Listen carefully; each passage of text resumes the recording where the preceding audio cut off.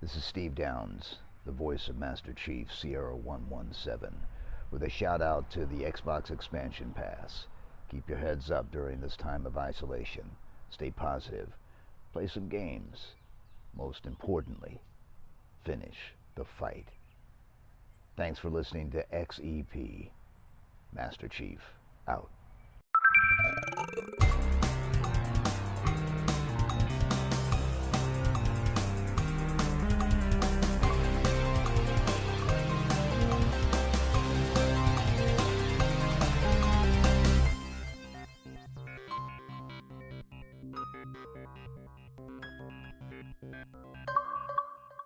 Welcome one, welcome all to episode 155 of the Xbox Expansion Pass, recorded on Sunday, November 27th, 2022.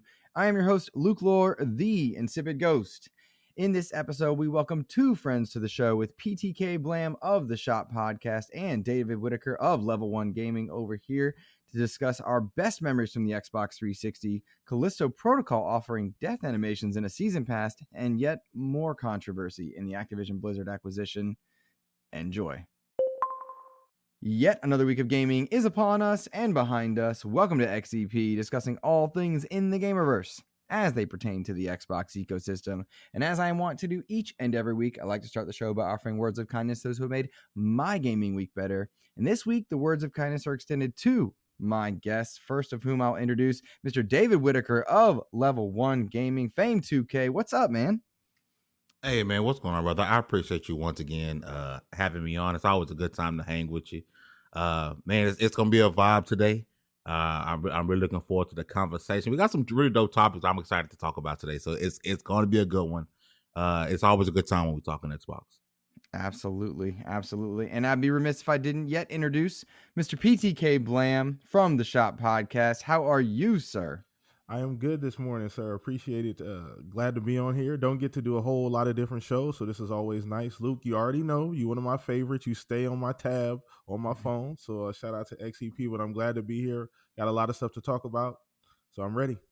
Well, we need to make sure we collaborate more often than we do. We were talking sure. prior to recording. We forget to do that sometimes. So, boys, consider this the first of hopefully many future appearances for sure over the next few weeks, because I enjoy having you guys. It's awesome. I listen to both of you as well. And so I think before we get into the actual topics, I know we said Level 1 Gaming, Dave. Would you tell people where they can find you on your socials? Plug everything at the top of the show first, please.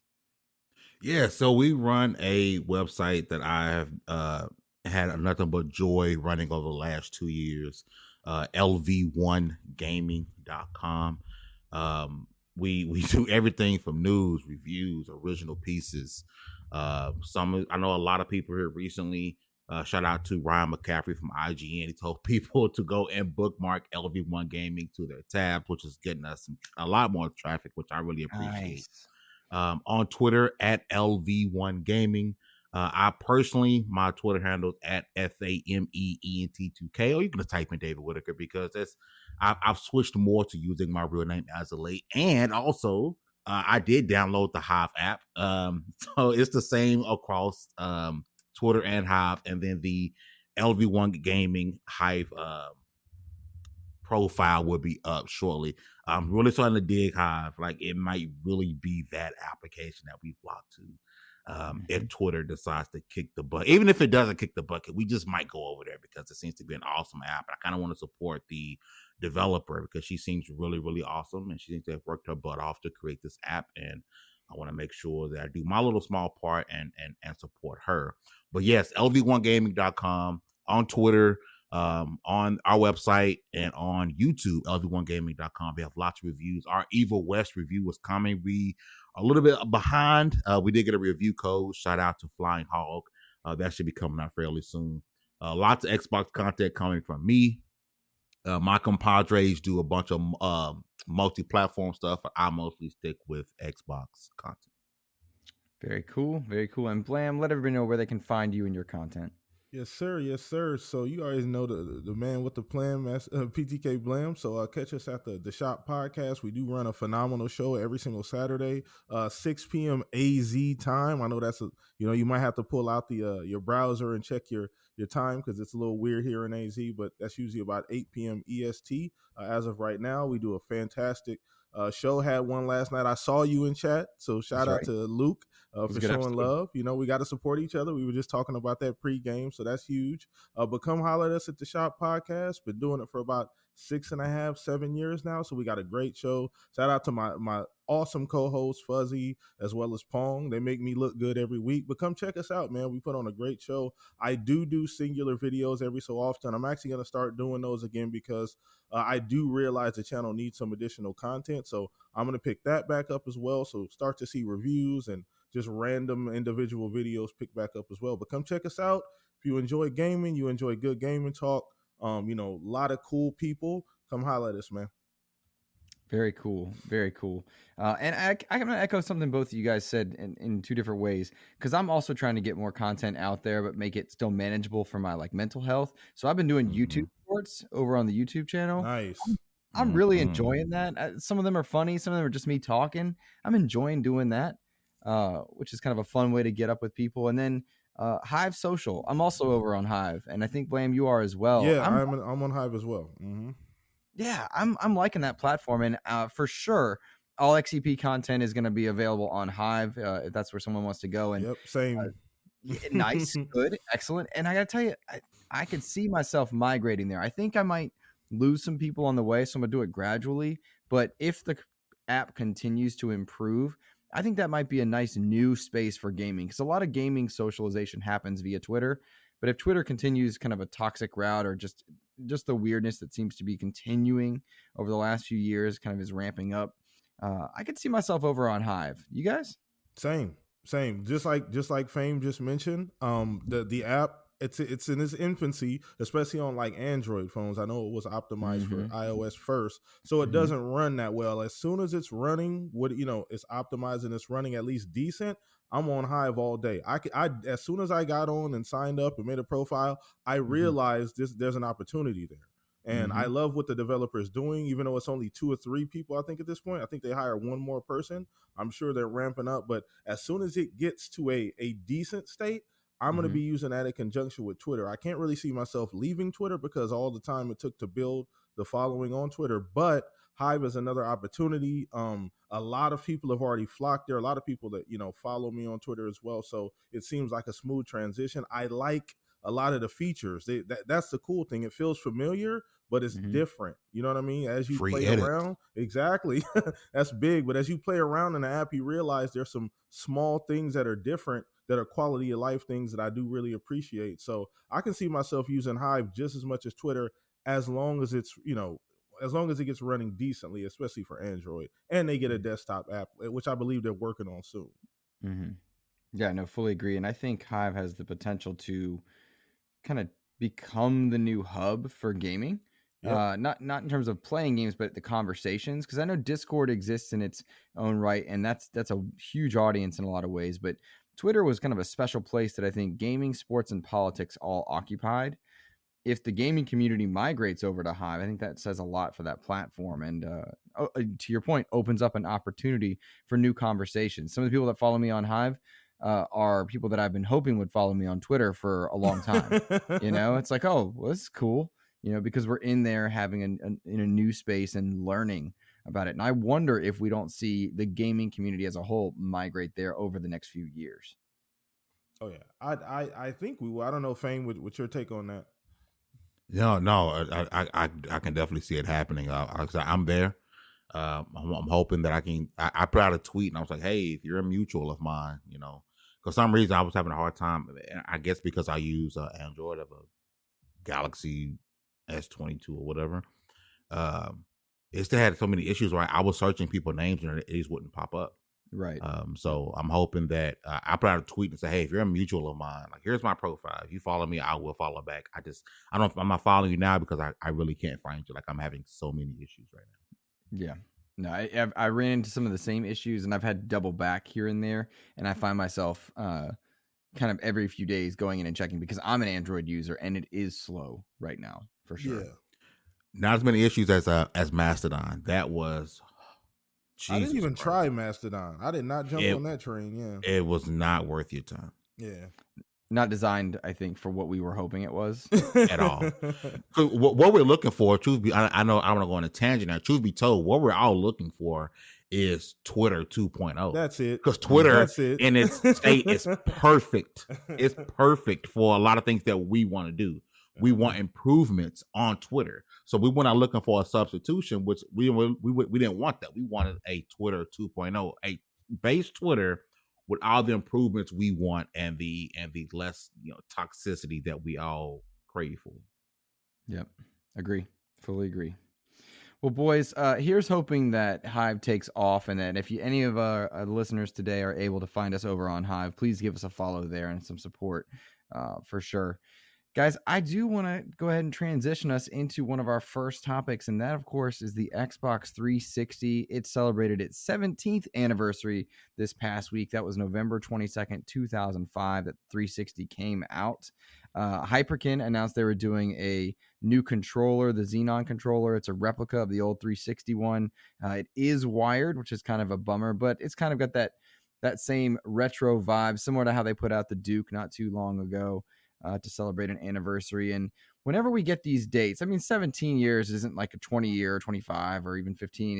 It's kind of in the middle, but it's a good opportunity to look back on some good memories. And for me, the Xbox 360 era was special. And I have a lot of thoughts on why it was special, but I wonder if, Blam, we could start with you on this one. Tell me, were you in on the 360? Was that your gaming space? And do you have any good memories from it? Oh, absolutely. Absolutely. Where do we start? So many gaming memories on that 360. So, truth be told, my first fully online Xbox Live gaming experience was on the 360. I did not get a chance to do it on the OG Xbox One. The best I got was System Link. So I never got a chance to get in early on Xbox Live on that OG Xbox. So, 360, I remember first online game, jumping in, playing Halo 2. Halo 2, it was life-changing. Getting in that online multiplayer, oh man, running around, just that first experience, it was like coming out of water. I don't know I don't really know to describe it, but it felt amazing. But so many memories from the library of games. Some people would argue, Luke, that was Xbox peak. I'd argue they're peaking now. But that's a whole nother discussion. We could talk about that a little bit later. But it was a phenomenal generation. So much support. That's back when they had a ton of support in Japan. I don't know if you remember, Luke. All of the Japanese games we were getting, the cameos, the Infinite Undiscoveries, all these different games we were getting back then. Ton of different support. So much variety. I was very, very fond of the 360. I played that a lot, like just nonstop. So just to throw it out there, back during the 360 generation, I was mainly a Halo player, but I transitioned halfway through once Modern Warfare came out from playing Halo 3 online to pretty much playing Call of Duty, and that's kind of where I stayed. 360 was my Call of Duty platform. That's all I did really on 360 was play Call of Duty and college football at the time. So I had a lot of fond memories, and that was probably in my top 3 consoles of all time, with the Sega Genesis and probably the Xbox Series S and X. So I had very, very fond memories of that system. Put tons of hours in a lot of great games. But yeah, man, it's cool to see them go back and do that controller as well. Now I don't know, I don't know how practical the controller is, because obviously the buttons are different. We have extra buttons, things like that. But it's always cool to see them go back and pay homage to this awesome system that was the 360. I mean, it shaped a lot of people's a lot of Xbox vision going forward. It built that found base that they didn't really have on that OG Xbox. As nice as that system and as forward thinking as the Xbox was, it didn't quite grab people until the 360 came out. That's when Xbox finally hit their stride and people realized, oh, they're really like making video games. They're not just trying this out. When the 360 came out, that's when people realized Xbox was for real. So I have a lot of fond memories from that system. And I do want to have the conversation about whether or not Xbox is peaking now versus then. We are going to have that, but I want to give Fame a chance to go ahead and say his piece on his kind of initial first lead in to the Xbox 360. Where were you at on that one? You know, I want to go back and circle really quickly a point that PTK Blam had brought out about the Japanese support on the Xbox 360, because it really was there.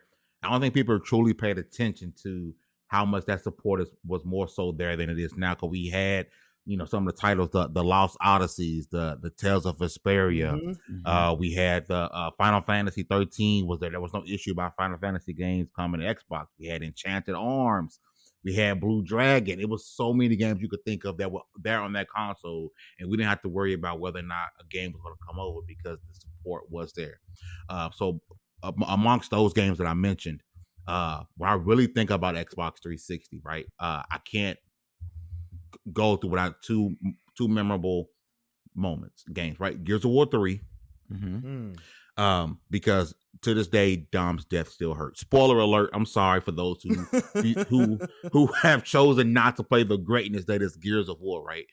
Dom's death in Gears of War 3 is still a moment in gaming history that it always reoccurs and pops up in my head. I've seen a video, someone put I forgot the name of the song over that clip. I was like, I'm about to cry right now because this man shouldn't have died. And then again, the Xbox 360 was the glory days of Call of Duty. Oh man, Black Ops 2 peak. Black Ops 2 was everything for me as far as the game that I came home and played every single day. Like, not the stuff I played in between. If I'm gonna get on Lost Odyssey and stuff like that, that was great. But the game I played relentlessly because it was at its peak. I'm talking, we weren't in parties, we was in game chat, and y'all know how that get down. Black Ops 2 is like super memorable for me for the Xbox 360 and that controller, which Luke mentioned, we're kind of getting back. Oh, even though I wish it was wireless. Oh, it needs to be wireless. That is one of the greatest controllers of all time. The Xbox 360, yes, the Red Ring of Death was a terrible moment in time in gaming. I myself had 2 Red Ring of Death Xbox I went through about 5 Xbox 360s, man. But I didn't waver. I didn't get a PS3 until the end of the generation because I was just so in on Xbox, right? When I finally got my PS3, I was able to play a lot of games that I missed, but I was so in on Xbox. Even with the Red Ring of Death, I didn't waver. I just went out and got another Xbox. And eventually I figured out how to get the other ones fixed to work, but the 360 was everything for me as far as console gaming. Still one of the greatest consoles, probably top 3 greatest console of all time. Maybe even 1 and 2. Man, that's high praise.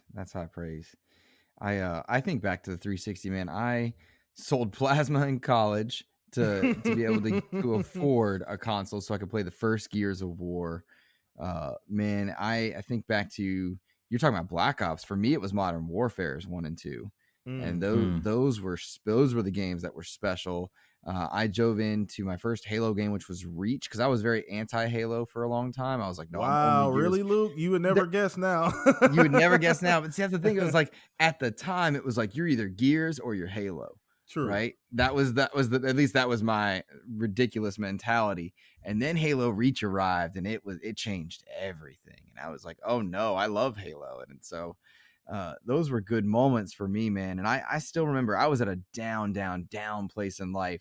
And Gears of War 3, for a lot of reasons that I don't need to share in this conversation specifically, but like for a lot of reasons, Gears 3 got me back up and able to make it to the next thing kind of thing. And it was cool because at the midnight launch because at this time I was struggling hard in life. At the midnight launch for Gears 3, he was talking to the manager, and he realized that I knew my stuff and that I was interested. I ended up with a manager position at GameStop for that holiday. And then awesome, I worked there for a year, kind of got back on my feet just because. And it's kind of just neat how gaming has that influx. But man, 360 was a special system, right? I went through 2 and I was still like, yo, give me more. I'm okay with it.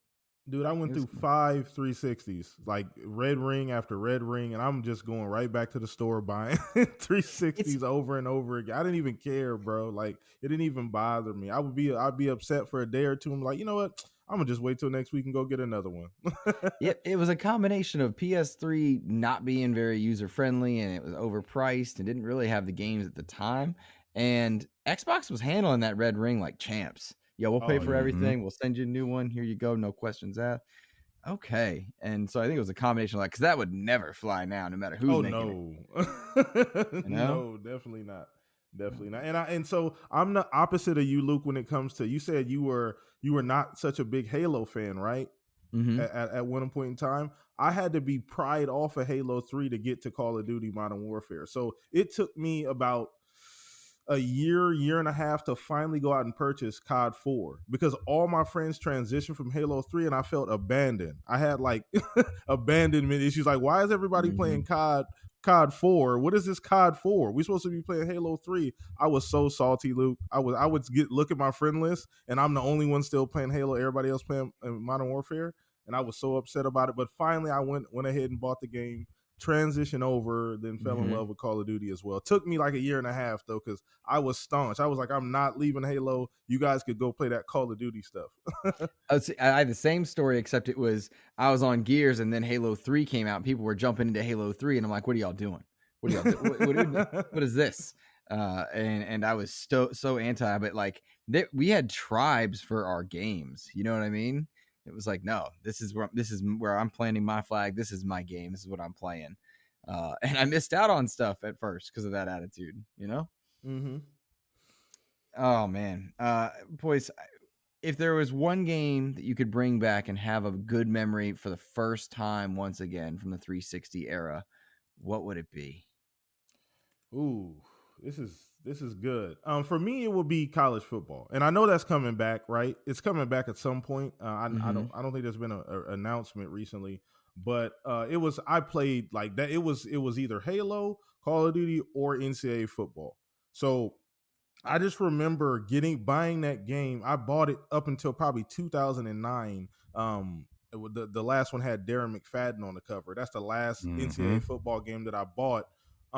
But I played that like an exorbitant amount of time. Like I would pause it, go to work for 8 hours, come home and finish the game because I didn't want to lose progress. I was playing through like you know how depending on the version that you bought, you could play essentially from like a high school player and then get recruited to college, and I did all of that. Like that game I invested so much time in that game, and I hope it comes back in a big way. I'm really crossing my fingers here. You know, EA is not the same EA they were back then, but I'm crossing my fingers that they take care of this IP because it's been so long that they've done NCAA football. So that would be the one game that I would, if I could relive that feeling over again, getting recruited and, then winning Heisman every single year, with my character, just the feeling like it just, I felt like I was in the game, living vicariously through it. So that would be the one game I would want to go back and refill that all over again.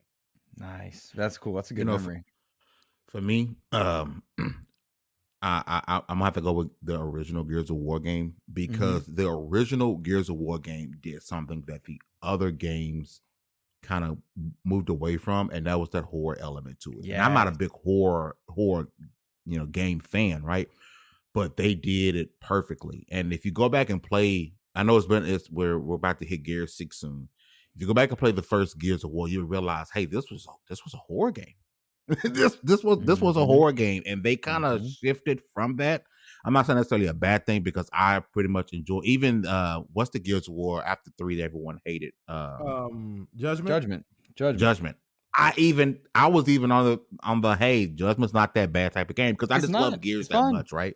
Yeah, people hated that game, and I was like, it's not bad. I never understood that fame. I thought that was contrived. I never understood the hate for that. People wanted to hate that game. Yeah, they were ready for something new. Judgment was one of those games that, like, it's kind of like God of War Ascension. Like, they were trying to get one more in before the generation shift, and really, they should have just let it sleep until the generation shift. But the game itself, great, well made, fun, a lot of good gameplay in there. No reason to complain about that. And they tried some stuff with it that were hit and miss. I didn't think Bulletstorm did a bad job with that title at all. I didn't think so either. I really enjoyed it, but again, it's that original OG Gears with that horror element. Like I would, and as someone who doesn't play a lot of horror games, like I would be all for reliving that all over again for the first time. Yeah, I said Bulletstorm like the other ones that made it. People Can Fly. That's what I meant. People can fly. People can fly. You know, it's one of those things where like we hear something like, oh, that might be right, and we just move forward. Yep. But I had that gnawing mind in my mind. I'm like, wait a minute, they made Bulletstorm. That's not right. That's all right. Oh man. So I'm with you on the Gears thing for sure, Fame, because for me that was a horror title and I was in on it. I wish it would go back to that vibe, truth be told. And I thought about saying Arkham Asylum because Arkham is my favorite game series of all time now. I just kind of grew into that, despite my love for so many others.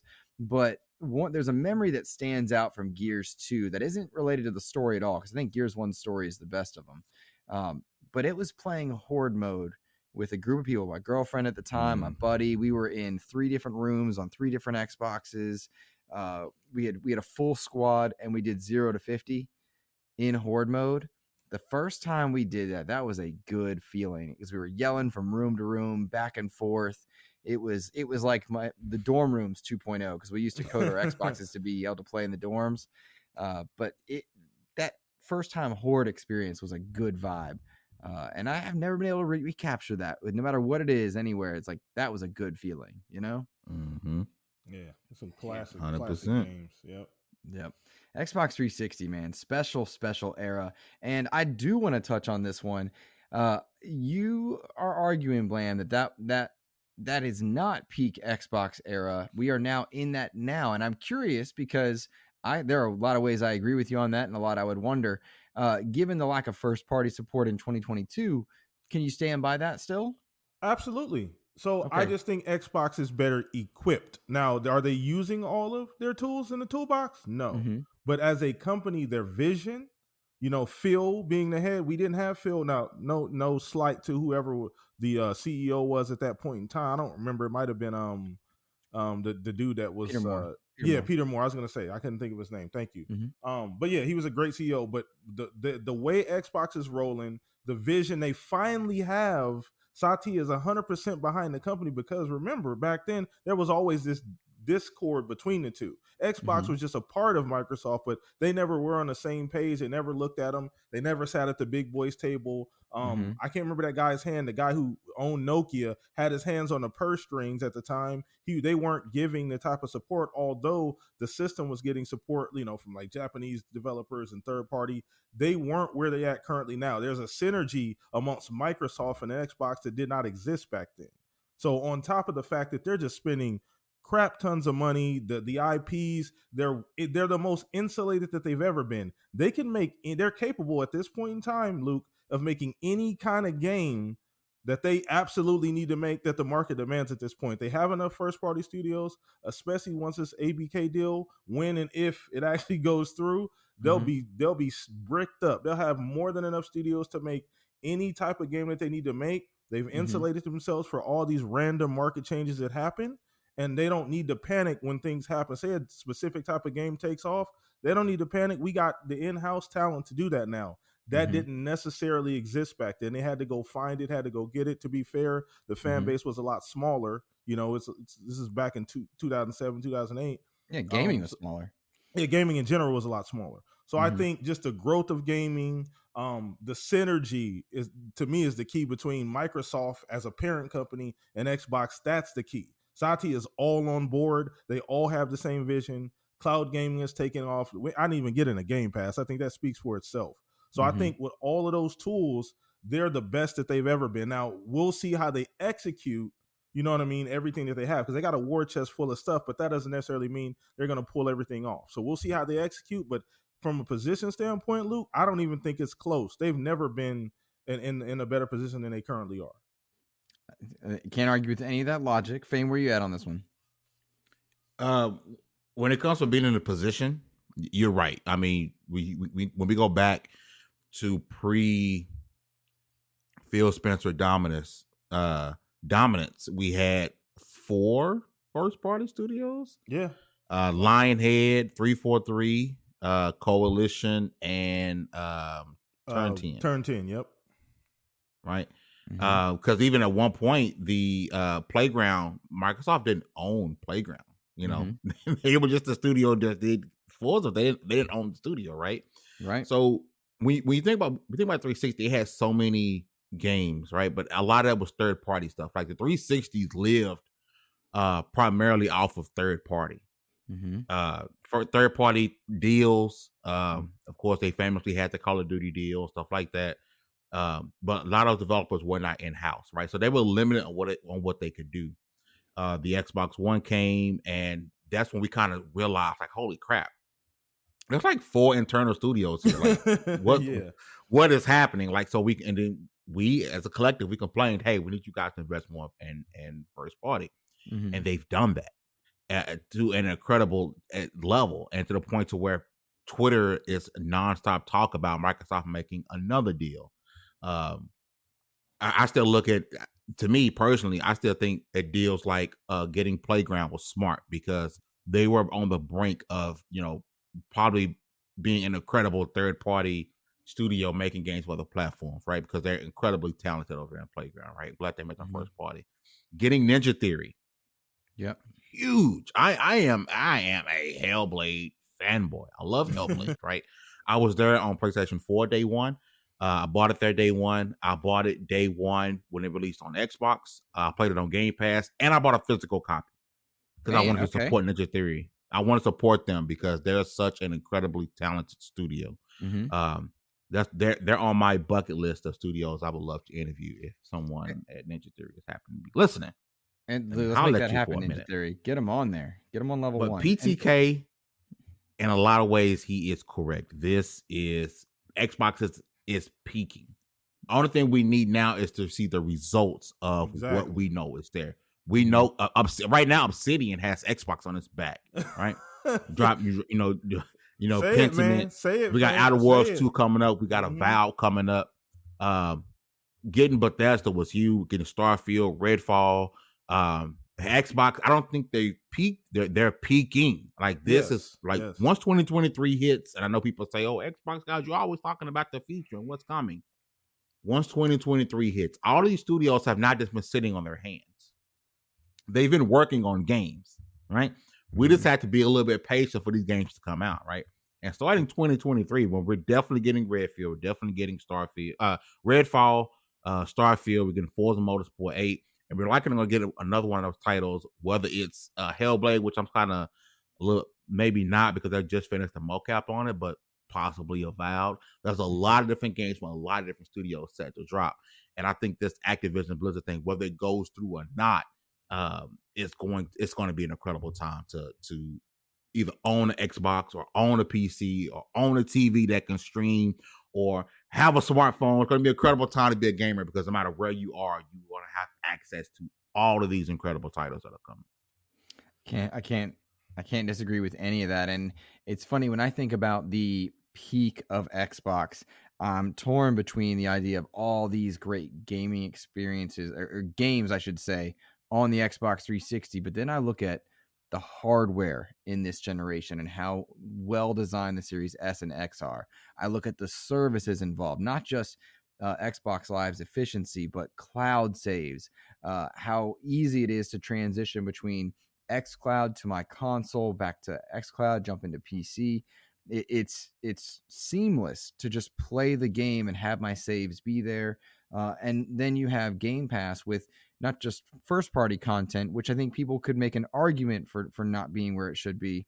And then they would be remiss if they forget how well Sea of Thieves, Forza Horizon, the Halo Infinite fan bases are doing. There's a really strong fan bases doing very well in their own right.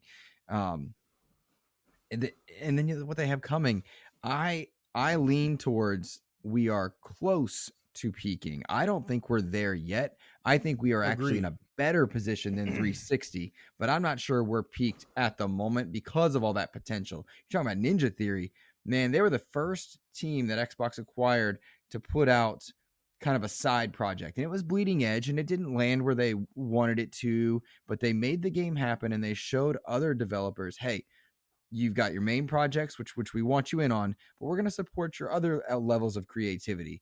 And because of that, then we get Pentiment. You know what I mean? Mm-hmm. Then we get grounded. And that mindset of, yeah, we want the pillar, but we also want your other teams to be supported. That helps studio culture.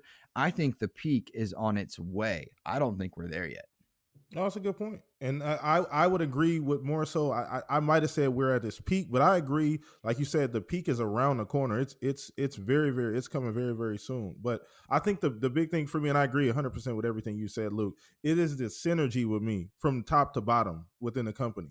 There used to be, it seemed like there was like a separator there with Microsoft and Xbox. It was always, okay, that Xbox always felt like it was a side project for Microsoft.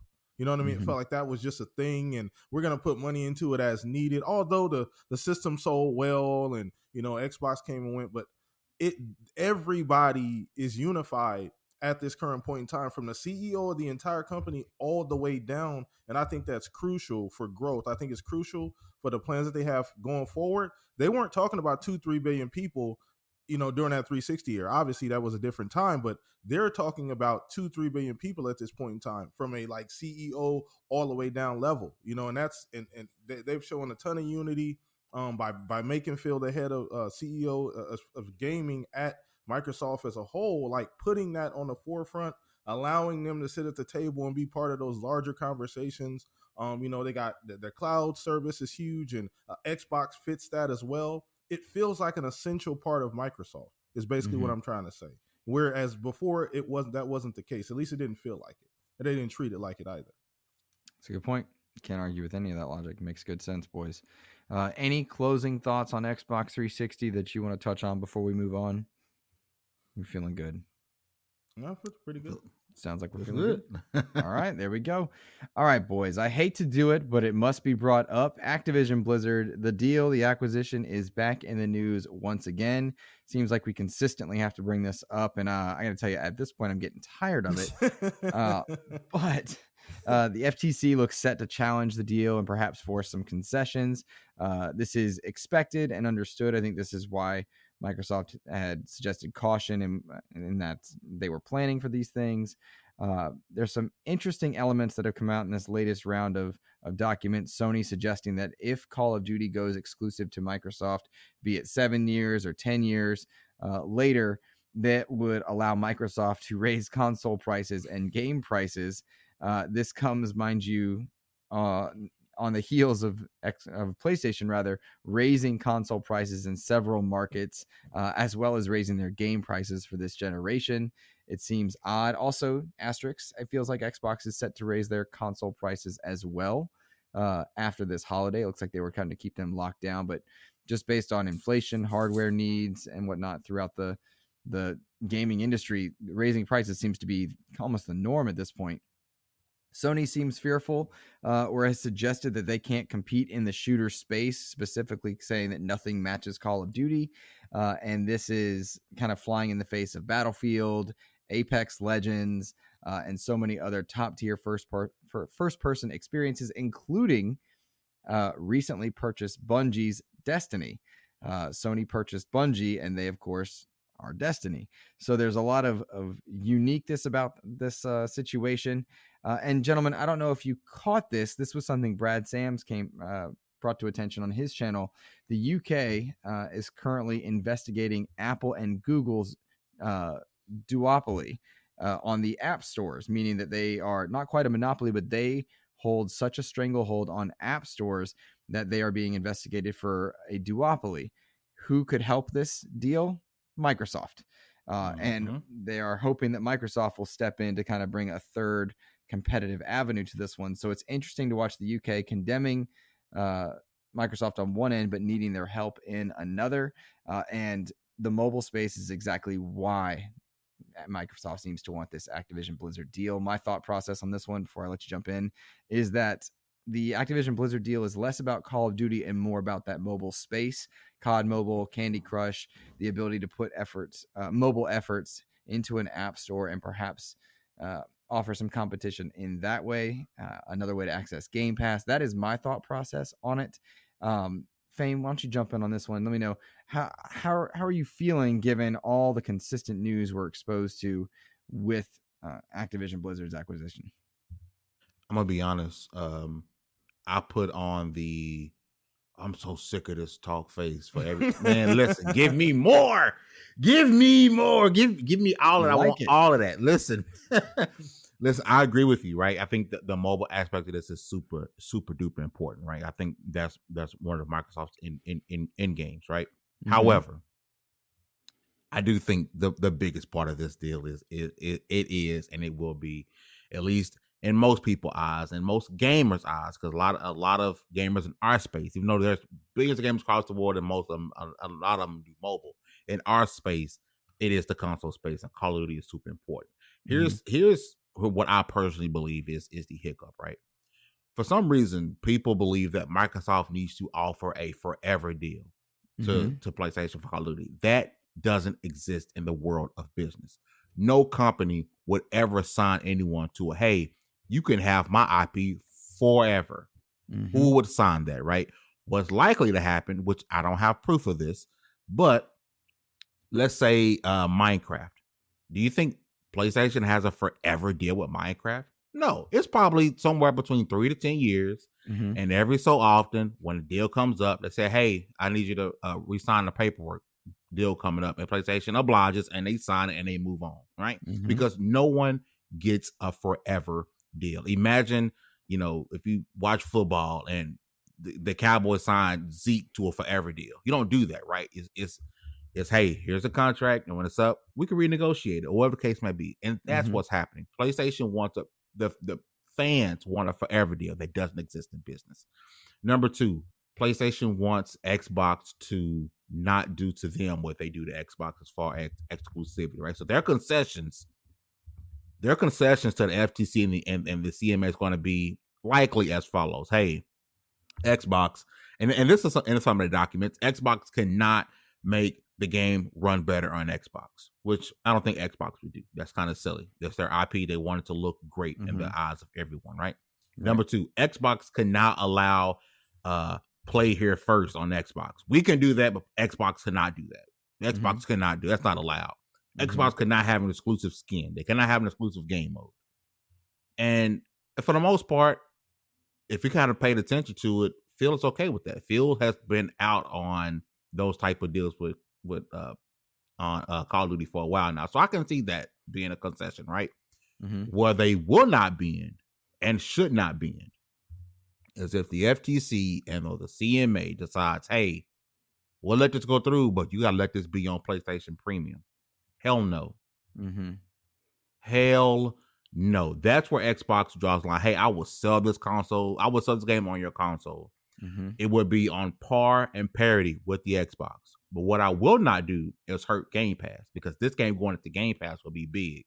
And I think that is part of the hiccup here, because they're going to want Xbox to put this game on PlayStation subscription service, and they would not and should not do it. If I'm Xbox, that's when I walk away from the table, and I can use that $70 billion. Well, it's going to be a little less than that, because they're going to have to give Activision $3 billion, right? So it deal with 67. They're going to walk away with $64 billion. And if I'm them, if I'm being told, hey, we won't put this through unless you put this on their service, I'll walk away, and I use that money to go buy other studios, other IPs, whatever case we got to do, because I think that's where you draw the line, because Microsoft and Xbox has carved out their own lane. Nintendo has their own lane. PlayStation has their own lane. AAA, third person, over the shoulder, cinematic, big top movie type game. That's their lane. Xbox says, you know what? We're going to create a service where people can game anywhere, and we're going to put a bunch of super dope games in this thing. We're going to make it really affordable. Hey, the price might go up. You're paying $15 a month, and that it might be $20, but hey, you get some of the best games, and you get the top selling game every year for $15 a month. That's Xbox's lane. They're going to create a bunch of super amazing games. They're going to put them in a subscription service. Xbox is creating their own lane, and it seems as if PlayStation is wanting to copy that in a way, but by not completely putting their foot in by saying, hey, we're going to do these services, but we're not going to put our first party games in there. Microsoft is saying we'll do that. And so if their concession is, hey, you got to put yours in their service, even though if PlayStation owned this game, they wouldn't put this game in their service. You have to do that. If I'm Xbox, I'll walk away. I completely walk away from it. At the end of the day, I do think this deal is going through. I do think we're going to get parity amongst consoles. But the key, and in my eyes as a gamer, I care more about day one of Game Pass than I do exclusivity. Same, 100%. 100%. Give me day one of Game Pass, and you give me day one COD every year in Game Pass, along with all the other games that is out of Activision Blizzard. You give me all of that, I'm happy. I think that's a great point, because given all the crossplay experiences I've had where my buddy is usually Joseph Moran, he's ugly. If I ever play with him, shout out to Joe. no, don't shout him, man. He sucks. Yeah, I play with him probably 4 or 5 days a week. He's usually on his PlayStation if we're playing COD. If we're not playing Sea of Thieves or Halo, he's on his PlayStation. We're playing Fortnite, we're playing COD, whatever it is. And I don't care one bit what controller he's using, what plastic box he's rocking. As long as we're gaming together, I'm having fun with my friend. And I am so down for Microsoft to have games day and date into their service. And I couldn't care less whether they're exclusive. What's that possibility of more people playing games I love, like Sea of Thieves or Halo? I'm in. That's why I was stoked to see Cloud doing what it's doing, stoked to see Microsoft doing stuff on PC. And I am there for that. So if they have to make a deal like that at some point, I'm cool with it. I'm absolutely cool with it, because I just want to play and be able to play with who I want to play with. Does that make sense? Yeah. No, 100%. So I get a kick out of the idea that Microsoft has been, was having issues with the EU's financial commissions, and then now they're being needed to kind of potentially investigate this duopoly for the App Store. I think there's a funny bit of, I guess you would say, karmic harmony in that, at least on my end. And I think Microsoft, and they've proved it over the last 2 years, they're in the business of making good with regulators, and that's, I think, for some people it's a bit of a shock that they're having this much issues, but Microsoft wants to be, even though they're a tech giant, one of the richest companies in the world, they want to be on good graces with regulators. So I could definitely see them waltzing over there and saying, hey, I got a solution for you, baby. But by the way, I got this other thing going on here. I need you guys kind of wrap that up first. I do think a lot of stuff that you hear rumors about the Game Awards, stuff like that, we're going to get Microsoft and PlayStation sitting on their hands until this is over with. I think we're going to be at a stalemate until this deal is finalized. Think so? I'm inclined to agree with you on that one. I don't think they can announce new acquisitions or certain elements of their business without some end in sight for this deal, because from what I can tell, the people that are in charge of investigating this deal are very unfamiliar with gaming. Oh, very. And so from the outside looking in, it's like, all right, they don't know what's going on. Microsoft has to tread lightly with how they approach their new potential audience in some of these regulators. Yeah. And that's an interesting vibe to kind of observe and watch. And you don't want to give them more to look at. You don't want to give them more to look at. It's like there's nothing substantial behind this rumor, right? But a lot of people are saying, hey, look at these studios that Embracer Group is letting Microsoft use with their games. Is Embracer Group just sitting on these studios until Microsoft finishes Activision Blizzard? Then they're going to buy Crystal Dynamics from Embracer Group. Like, all of this stuff is like rumors are floating around. I think it's freaking hilarious. But stuff like that is harmful to what Microsoft is trying to do. So they're trying to lay low. They're trying to keep quiet. And I'm sure there's things that just waiting to be signed off on, but they can't until this is over with, because you don't want to give these regulators anything else to look into. Yeah. Yeah. They already looking at the books already. We don't, they already, fine tooth comb and everything regarding Xbox and this deal anyway. So I do agree. And I guess I'll just go ahead with my point here, Luke, if you don't mind. Please. So this ABK, once again, and we got to talk about this, people, right? I get people are like, oh, well, look, we got to talk about it. It's relevant going forward. It's going to be relevant even more so as the deal gets closer and closer to being done. But I think that the funny thing is the alarming amount of hypocrisy. It's alarming. And I think that's the best choice of word I could use for it, Luke. Mm-hmm. Sony basically said, we don't want them to become us. We don't want them to do what we do. Mm-hmm. That's not fair. They can't do what we do better than how we do it. So that's basically, just to surmise what PlayStation and what Sony's argument is. That's basically the argument. The concessions, like you said, I'm with you 100%, Fame, and I said this on the Shop podcast like 2 weeks ago. I'm good with everything up until the point you talked about. Up until the whole day one on Game Pass point, I'm not conceding that at all, because that separates me from you, Sony. Xbox tried to do the whole first party, third party. Let's go ahead and make the same similar type of games as PlayStation, and that's not necessarily their lane. It didn't hit the right way for Xbox. So they said, let's go back to the drawing board. Let's figure something out. Oh, look at these 3 billion gamers. How can we access them? Oh, look, let's create a, Game Pass like service. Let's call it Game Pass. That's the largest separator between the two companies. And Sony doesn't have the ability to match what Game Pass offers, quantity and quality. They just don't have the infrastructure. So by you trying to cut my feet off and say, hey, you can do everything, just don't put the game in Game Pass, this is ridiculous. I spent $69 billion on this company. You didn't. They shouldn't have the amount of influence to say, obviously it's their choice, and they have to go out and, obviously, put up their opposing argument about this deal. It wouldn't be a deal without that. I'm just saying that the amount of hypocrisy is alarming in this deal, because you're basically making concessions. You're basically saying Xbox is going to do these things that they've been vehemently opposed to doing. We know Phil was open to everything. He's open to making these concessions and offering, long-standing. They offered them a 10-year deal, and they took a step back and said, well, that might not be good enough. What else do you want me to do, Luke? Well, what else do I need to offer you? Do you want to cut it a deal? I don't know what else to give you at this point. So to me, I understand Sony has to make your argument, but it's baseless. That's why I think all of this, and we know Xbox is prepared for this. I feel like they have been. And then Activision on the other side coming out saying they are going to fully fight and support this deal with Xbox goes to show you the unity there. They know this deal needs to happen from a larger transmedia standpoint. Shout out to Pong for that term, because that's what this is all about. We're not talking the level cap, Luke, used to be 150 million consoles. That was a cap unless you're Nintendo. They're talking about 2-3 billion gamers at this point. We need to be able to reach these audiences. This deal is going to speed that process up a lot.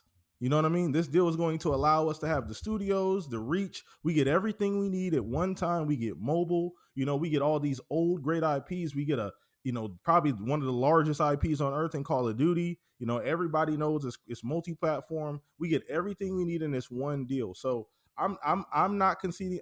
I'm conceding everything up until that Game Pass point. So I do agree with you, Fame. I do think the deal is going to go through. It has been a bit of a bumpy ride. I feel like Xbox has expected most of it, although some of the recent, Sony stuff has been a little weird. Phil's kind of, I don't know if you saw that last interview. He did seem a little more annoyed than usual, by some of the questions and, some of the things that he's been asked. Because I feel like at this point, they're just throwing stuff at the wall, trying to slow this down, trying to buy time. Because let's not forget, while Sony's saying all of this, they just announced that they got 10 to 12 games as a service games that they're working on in the meantime. So let's slow this down while we try and get our stuff together. And it kind of feels like that's what's going on. Sony got caught with their pants down, people. There's no way to say it. Game Pass is a market disruptor. And Sony was not ready for Game Pass. Nintendo does its own thing. I know, didn't they mention, and you might be able to quote it here, Luke, didn't they mention something about Nintendo? Yeah. Didn't Sony mention? Yes, they were.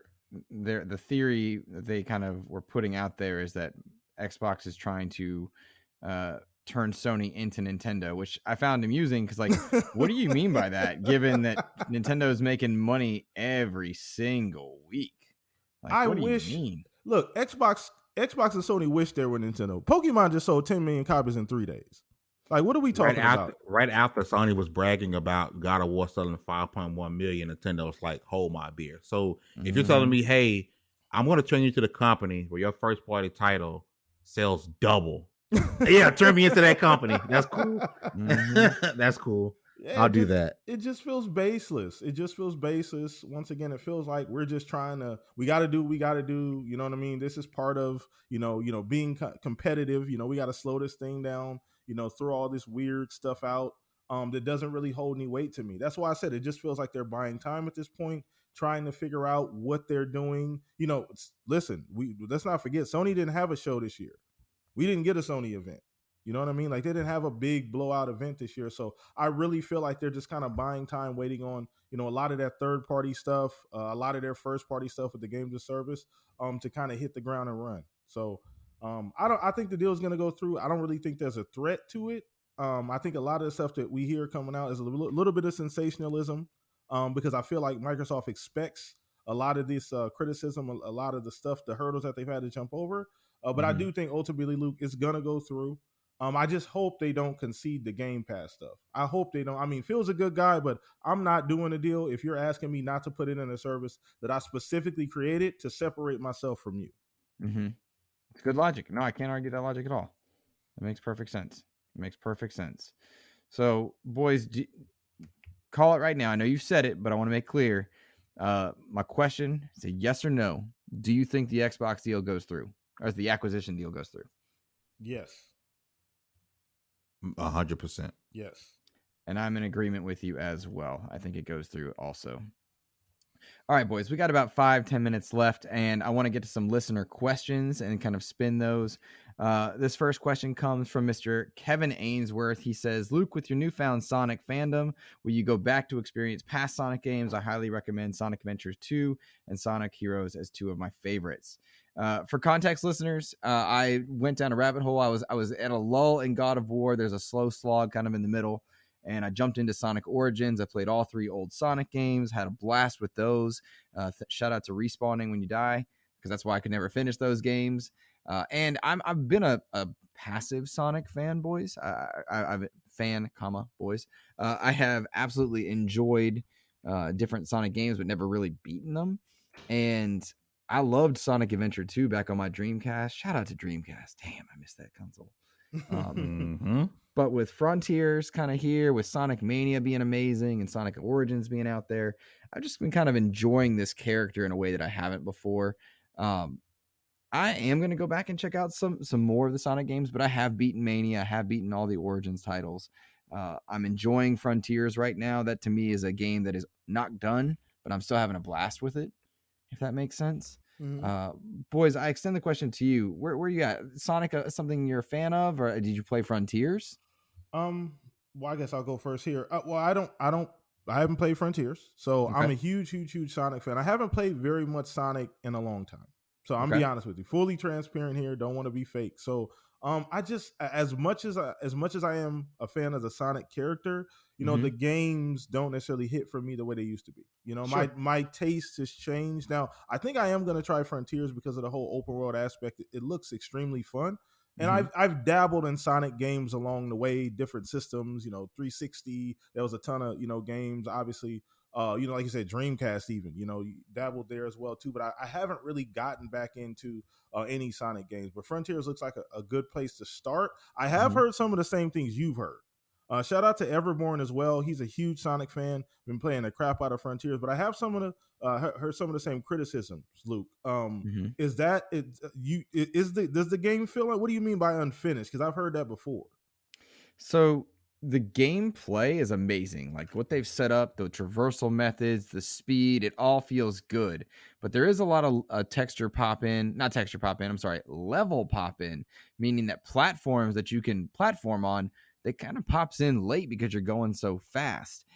And there are elements of the world that feel barren, and that is not a good sign. Now, the concession, of course, is that if you need an open area to go fast in, this is a 3D Sonic, and honestly, this is a great foundation for more. There are levels that make me feel like Sonic Adventure 3 is coming, which is cool.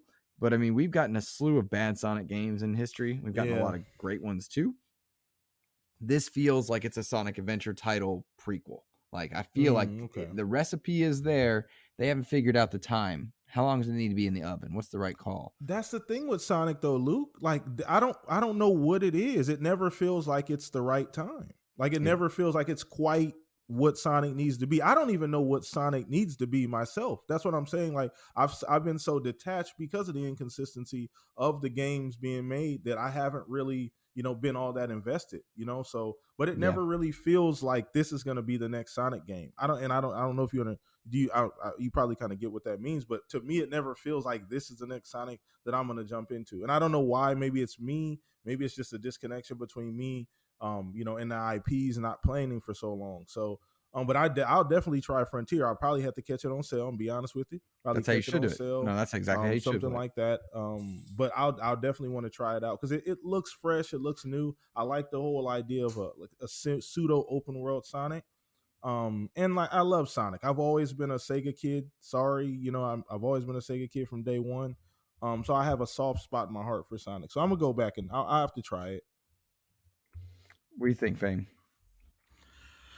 At this point in my life, I'm more of I'm waiting for the next Sonic movie. I haven't enjoyed Sonic. I'm be honest, I haven't enjoyed a Sonic game probably since Sonic Heroes. Probably the last time like I really enjoyed Sonic, bro. Mm-hmm. I don't see myself playing Frontiers unless it goes on Game Pass. I don't see myself. I don't see much joy in that game for me right now. I'm kind of out on Sonic as a game. Mm-hmm. Not out on him as a character, just out on him as a game right now. Sure, fair. I can't argue that. And play it on sale. Wait for patches. I say that about a lot. And I talked briefly about talking about the AA games. This feels like a AA experience that has AAA elements in the same way that a game like Evil West kind of feels AA to me. Okay. In the same way that Darksiders feels AA to me, because I love Darksiders. I'm enjoying Evil West.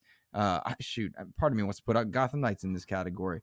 I am down for the 7s. I'm down to play all the 7s in the world. I love you for that, Luke. I really love you for that. That's a real gamer, people. I love that. But it's true, man. I just want to play games, and I think sometimes we get so stuck. I gotta play the best. You know what's the worst part about right now for me playing God of War is I'm playing God of War, and this game is fantastic in so many ways. But like, there are parts where I'm straight up bored, where I think the pacing is really bad here and there. And because the pacing's not great in these one or two sections, what am I doing? I'm over here critiquing the sequel to a masterpiece. And that's not fun, right? When I play a 7, I'm just there to have my fun and enjoy myself. And that is what we think we should be doing every time we play a game, is looking for the fun and looking to enjoy ourselves. And we don't do that sometimes, We forget to do that. No, that's facts. So I think that's why I enjoy games the way I do. Why those 7s? I'm like, put me in there. Because I'm over here critiquing God of War when I should just be enjoying the fact that this is a masterpiece of a game. So I think that's where I'm getting that vibe from. I agree. We so often do that, we turn from gamers to critics, like the transition we don't even notice most times, you know what I mean? So it's tough not to do it. When you're a consumer, you spend a lot of money on these games and spend a lot of time. You want the experience to be what you want them to be. It doesn't always match up. Most time it doesn't match up, to be honest with you. You just do best with what you have. But in this day and age of patches and games seemingly not ending, like the version of the game you get day one is probably not going to be the version you get day 200, right? So games evolve over time, even after they come out. So that's the beauty of all of this, is that a 7, quote unquote, air quote 7, like an Evil West or something, can still turn into something else over time. Because of the advent, because of they're being able to updates and DLCs and hotfixes and patches, things like that. So I've learned over time, Luke, to just like let it marinate. Sometimes we got to let these games marinate. Like, can't be so quick to write them off. Let them marinate. Give the devs time to make changes or do what they need to do. And a lot of times these games end up growing on you. It doesn't have to hit right away a lot of times. Do y'all ever get what I get with, like, because you're a content creator, you feel like you got to play it all right then and there? Yep. Yeah. Keeping up with the Joneses. Yep. It'll get us in trouble, man. Yep. Mm-hmm. That's the worst thing you can do, I think, to enjoy a game is try and live up to everyone else's timeline. Especially when I'm busy. Yep. I want to play what I want to play. I got work. I got a wife. I got kids. I don't have time to try to.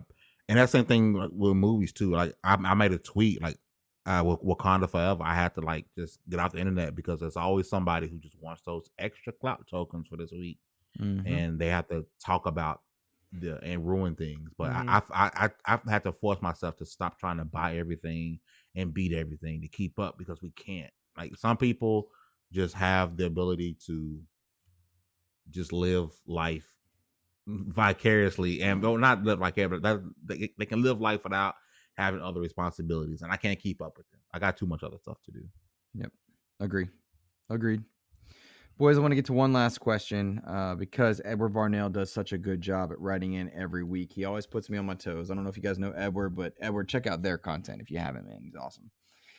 He writes in, he says, has Microsoft given up on creating a diversity of genres and stuck themselves with only Western designed games that feel similar and less creative? Has Nintendo first party set a bar that Microsoft aren't capable of reaching? And it's funny to me to hear Edward's question. Now he's hold on. Edward is a diehard Nintendo fan, and to his credit, Nintendo does have a diversity of genres displayed. But I chuckle because I see a bigger diversity in Microsoft's catalog than I do Sony's. I see a different quality bar, but like in terms of diversity, I feel like a lot of Sony games are very similar. And I'm surprised by this, with this only Western design feel and less creative, particularly given the context that Square Enix recently came out and said, yeah, we can't keep making games for Japan. That doesn't work. So, gentlemen, Blam, let's go with you first because of your reaction. Has Microsoft given up on a diversity of genres, and is Nintendo peak in this category? No. I don't want to hear anything from Nintendo fans about diversity. As long as you guys get Pokemon and Mario, you guys are fine. So I don't want to hear anything about no diversity because Link still doesn't talk. I don't want to hear anything about diversity. Like as long as you guys get the same 5 games a year, that's not diversity in my opinion. So just barring that, now shout out to, you said it was Edward. Shout out to Edward. Great question, by the way. I'm giving you a hard time, so don't hate me for that. But no, I don't agree with that at all. Like the quality is different. That's a different argument. And quality is subjective. People forget that. Quality is subjective. There are some things that we can see with our eyes. A game is broken, it doesn't work. But there's some other things like gameplay facets and things that are more subjective and more nuanced. But no, I think they're extremely diverse. I think that's one of the best things about Xbox. Now, the type of developers that they're going out and buying, these are developers that have made multiple different types of games. Like if you go look at some of these acquisitions, matter of fact, go look, we don't even need to go far. Look at this ABK deal. Look at all the studios that they took off of other things that made other games just to make Call of Duty. That's why Xbox is part of the reason why they're making this purchase. We need to get that talent back on some of this other stuff that these developers made and take them off of Call of Duty. So their whole intention is we have a ton of IP sitting dormant that we know these developers can make. We have all this talent and we put them on one IP for 10 years. Let's get these guys off Call of Duty and let them make other stuff. You know, I don't know how you could say that when you see a game like Pentiment, when you see a game like Obsidian. These are games that otherwise, Josh Sawyer just came out and said that Pentiment wouldn't be made if it wasn't for Game Pass. It wouldn't exist if it wasn't for Game Pass. And Pentiment's not a run-of-the-mill game.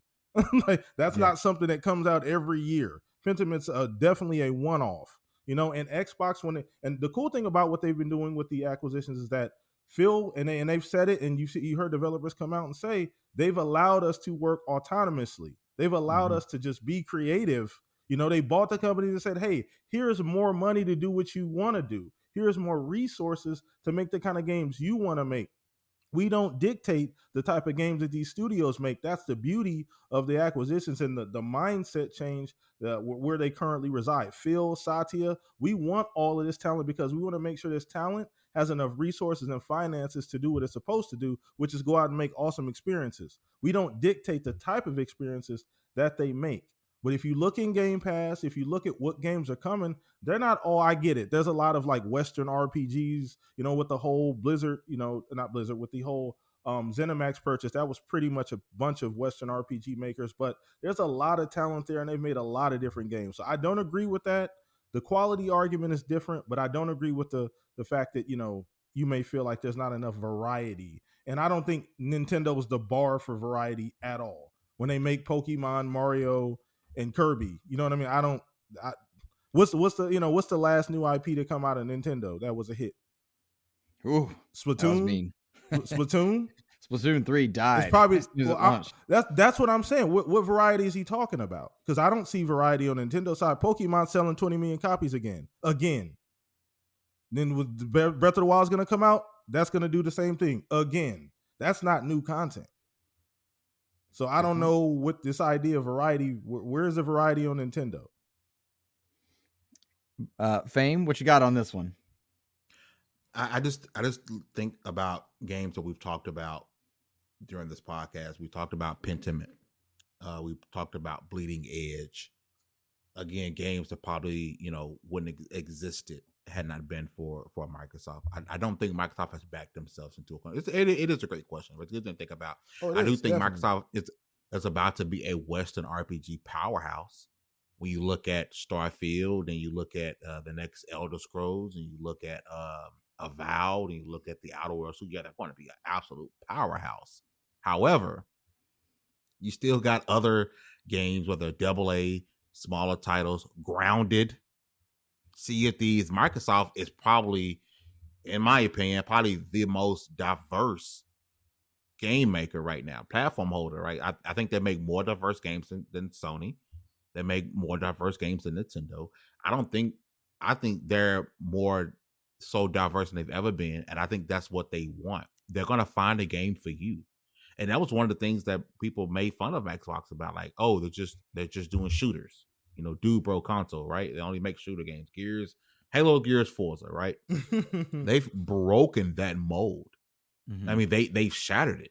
You want third person, over the shoulder, action adventure. Here goes Hellblade. You want a racer? You still want the racer games. Here's Forza. You want something smaller? You want something story driven? Here's Pentiment. You want something totally different? Here's Grounded. You still want that FPS? Here's Halo. You want a Western RPG? Oh, here's a brand new one by one of the best developers going, Obsidian. Here's Avowed. The only type of game you could say they're quote unquote missing is those Japanese type games, which, as you can see, Microsoft is working overtime to make sure we get games like Persona 5 and stuff like that over to the console. I don't know when or if they'll ever have. I mean, technically, they do have a Japanese studio. Tango. Is it Tango? Yeah. So we could definitely see Japanese games coming out of Tango. They technically, I don't know if they'll, how difficult it is to get more, but they have a Japanese studio and Tango. I don't know if they're still going to make those type of games, but I think the diversity is there for Xbox more so than ever. Even more so, they're diverse when they're getting made fun of for releasing games like Pentiment. Like people, like PlayStation will release God of War and Xbox will release Pentiment, and people compare them side by side. Oh, look what Xbox is dropping versus what the PlayStation is dropping. I'm like, so do y'all want diversity from Xbox? You don't. Do you want Halo, Gears, Forza, or do you want them to create a bunch of assortment type of games and you find out whether you like it or not? Mm-hmm. I think people are complaining about the thing that they wanted from Xbox. Mm-hmm. Let them create. Yep, I think you're right. I think you're absolutely correct. I think when you look at the games coming out of Game Pass, when you look at the stuff that's in development, when you look at what they've been willing to greenlight, Battletoads came out, right? That was a small ones. That was before we really had the revolution of kind of older IP kind of coming back in the ways that it is, and they greenlit it. They were like, "Yep, sure, let it happen." Bleeding Edge, let it happen. Hit, miss. We're gonna let these games happen and see how they do. I think Microsoft has a stigma of a lot of old demons that continue to follow them around from the Xbox One era, from the late Kinect era. And those stigmas are what people are latching on to. But the reality is very different. The number of exclusive games, the number of games available, the number of ways to access those games, those have all improved tenfold in this generation. And I think there are old mindsets that are stuck. And without trying to put too fine a point on it, if you're comparing to Nintendo that's operating on hardware that chugs and can't play modern games, and it can't even play their own Pokemon games, which has been very evident, there's a lot of, I think, hypocritical approaches when it comes to people critiquing Xbox. It just feels like there's a lot of hypocrisy happening. Quality is indeed subjective. Experiences are subjective, but what's not subjective is how well a game runs, how many genres are available, how many games are available, what's being offered at different price points. Those are objective observations, and Microsoft is doing, I think, very well in this category. And Sony's doing pretty darn well, all things considered, in that category as well. We're in a nice age where it is unique and different from the older consoles, where you can be doing well and not be number one, and you're still successful. That's crazy that you said that, Luke. You need to put that on a t-shirt. You need to put that in quotations on Twitter, because that's absolutely true. The big three, this is probably the healthiest all three have been all at one time. Mm-hmm. I agree. Well, boys, we went overtime in the best way. I had an absolute blast talking with you guys. This was my favorite episode of XCP this year. Kid you not, bar none. Yes, sir. Oh, that's awesome, bro. Thank you. Yeah, such a good time just getting to hang out with you guys. Blam, please let the people know where they can find your content once again. So you can catch me on Twitter, PTK Blam, Hive, PTK Blam as well. Once again, go there, if you're on that platform. But I want to say first and foremost, before I give myself, shout outs here. Thank you, Luke. Once again, you guys do me a favor. Please support Luke, XCP, everything he has going on. We need more content from this man. You put on an amazing show, Luke. You're one of the few people that I watch every single week. I make sure I tune in, leave my reviews, hit my stars, hit my likes, all of that good stuff, and make sure you continue to get the support that you deserve, brother. You're doing a phenomenal job. So first and foremost, thank you for allowing me to come on this awesome show and spend a little time with you this morning, as well as you, Fame. Always love, brother, from day one. You already know. Yes, sir. But yeah, find me, PTK Blam, everywhere. I do host the Shop podcast once again every Saturday, 6 p.m. AZ time, 8 p.m. EST, until the time changes once again. Then I'll have to re-update everybody on what that is. But we have a phenomenal show. If you want to get your weekend started the right way, come hang out with us at the Shop podcast. Shout out Pong as well as Fuzzy as well. But yeah, that's where you can catch us. That's where the content's going to be. And once again, thank you, Luke, for allowing me to hang out with you this morning, brother. Hey, anytime. It was an absolute pleasure to have you. And I appreciate the kind words. Fame, where are we finding you, brother? Yeah, same as PTK, man. Luke, I appreciate the invite, my brother. It's always good to talk to you. I never forget the first time we was on the show together. You was on 2XP, and the tornadoes decided to come down from the sky and ruin our show. So we gotta make up for that again. But yeah, man, LV1 Gaming everywhere. If you see a floating red Phoenix, that's us, LV1 Gaming on YouTube, lv1gaming.com. Check out our site. Lots of great stuff there. We're always looking for new people who want to get their foot in the gaming industry. So if you're someone who says, man, I have a voice, I want it to be heard, but I can't walk into the IGN, I can't walk up to GameSpot and get opportunity. I give out opportunities at level1gaming.com, because at Level 1, we say yes. As long as you have a passion for it and you want to do it, we say yes. So again, shout out to you, Luke, for having me on. Shout out to you, PTK. It's been one hell of a show. It's a great way to start Sunday morning. Oh, that's brilliant. And gentlemen, I thank you so much. Please, listeners, go support these guys. Find them on Hive, find them on Twitter, find them on YouTube, and show them some love. Those likes, those stars, those mean the absolute world. And you can find me on Twitter and Hive at InsipidGhost. You can also find this show on all your podcast services. And if you're interested in checking out some YouTube shorts, go over there to the YouTube channel at Xbox Expansion Pass and see what's up. Because I'm exploring this realm. I'm figuring out the right ways to tell stories there, the do's and don'ts and whatnot. And I would love for you guys to be on that journey with me. That's it for me, guys. Have a great rest of your week. Take care.